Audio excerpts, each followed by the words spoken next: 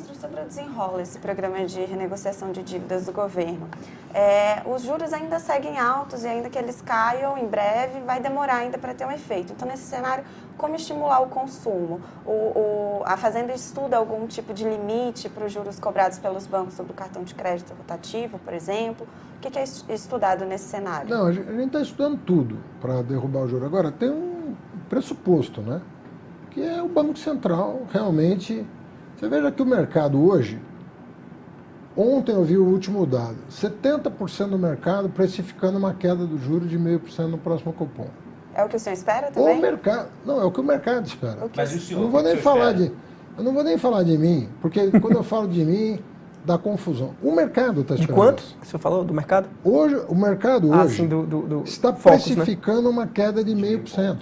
É de tudo o que está acontecendo. A inflação dos últimos 12 meses está abaixo de 3,2%. Fechada em 12 meses. Isso com toda a reoneração de combustíveis.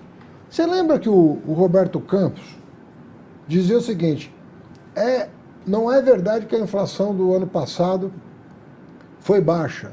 Na verdade, teve um truque ali que foi a desoneração dos combustíveis.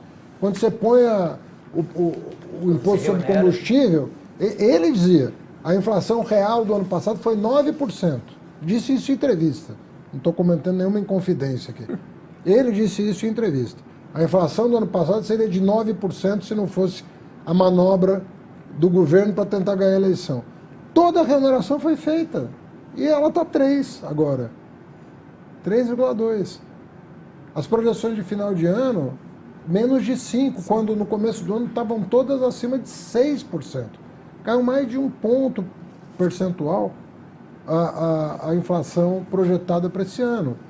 Ou seja, você vai manter o juro na casa de 10% em termos reais. Em termos reais. O segundo país do mundo com maior taxa de inflação está em 6. Está 4 abaixo da nossa. 4 pontos abaixo da nossa. Estou falando de meio. O mercado está precificando meio. Ou seja, você precisa de 8 reuniões do Copom para chegar no segundo colocado. Precisava cortar 8 vezes meio para baixar os 4 para chegar na taxa de juros do México, que está com uma inflação maior que a nossa. Então, às vezes fica parecendo uma coisa pessoal. O Haddad quer, o Haddad está torcendo, o Haddad isso, o Haddad aquilo. Não é isso. Eu estou falando de dados objetivos. Eu não trabalho com outra coisa que não seja os dados objetivos. Mas na sua avaliação, qual seria hoje? Nós precisamos de 8 reuniões do Copom, cortando meio ponto por reunião, para chegar na segunda taxa de juro maior do mundo, Mas que é a do México. Na sua avaliação hoje, com todo o cenário, com tudo que o senhor estuda, qual seria o patamar adequado da taxa de juros no Brasil? Vê bem, não funciona muito assim as coisas. O Banco Central funciona por ciclo. Sim. É ciclo de alta, é ciclo de corte. Não vai cortar 4 pontos percentual para empatar com o México. Eu sei, mas a sua avaliação em termos... Eu penso que, assim, quando você começa um ciclo, você vai monitorando os indicadores, né, para não ter nenhuma surpresa no futuro, entendeu? Mas o ciclo de alta, ele cresceu de 1 em 1 ponto, né? Quando ele subiu... Muito rápido. Ele subiu muito rápido, né? Então... Ele subiu muito rápido, mas olha só o que aconteceu. Se você pegar quando foi fixado em 2 a taxa Selic, né, ficou abaixo da inflação, ele permaneceu abaixo da inflação por muito tempo. Quer dizer, a inflação foi escalando, possivelmente em função do descontrole sobre o câmbio, porque o câmbio disparou.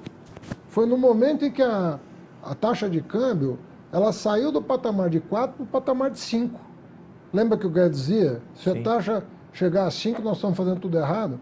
Ela foi de 4 para 5. Depois ela chegou, por conta da PEC kamikaze, PEC dos precatórios, ela foi para 4,60, 4,70, 4,80.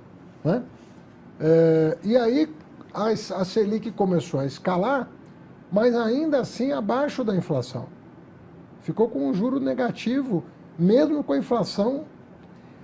E para que você tenha uma ideia, a taxa de juro ela só veio atingir o patamar que o Banco Central considera neutro, taxa de juros neutra, que é aquela que nem a inflação nem vai nem volta, praticamente na eleição, depois da eleição. É o que, Entendeu? o que fortalece os argumentos de quem o acusa de estar tendo uma motivação política em relação ao governo. Eu não entro na subjetividade das pessoas, eu estou falando de dados objetivos.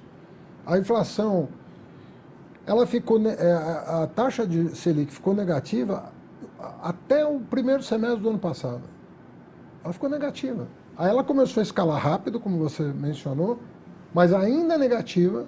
É que a inflação estava escalando e a Selic foi escalando atrás da inflação.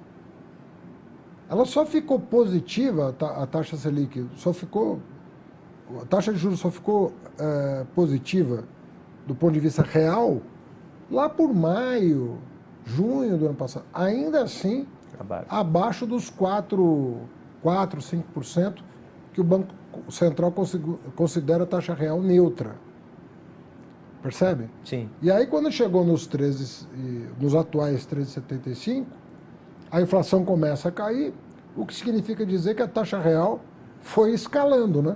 A inflação caindo, a taxa em 13,75. Hoje nós saímos aí de 3% de taxa de juro real no fim do ciclo de alta, e hoje estamos em 10% de juro real. Então, o que eu estou dizendo é o seguinte, tem um espaço. E esse espaço de queda de juro vai ajudar o fiscal. Esse é o ponto. Uma coisa vai alimentar a outra positivamente. Nós fizemos uma parte da lição de casa, estamos apresentando para o país um plano consistente, né? E uma coisa reforça a outra. E existe um espaço para um corte de meio ponto percentual? Agora, já nessa próxima reunião? Na próxima reunião da semana que vem? Então, eu não quis falar da minha opinião.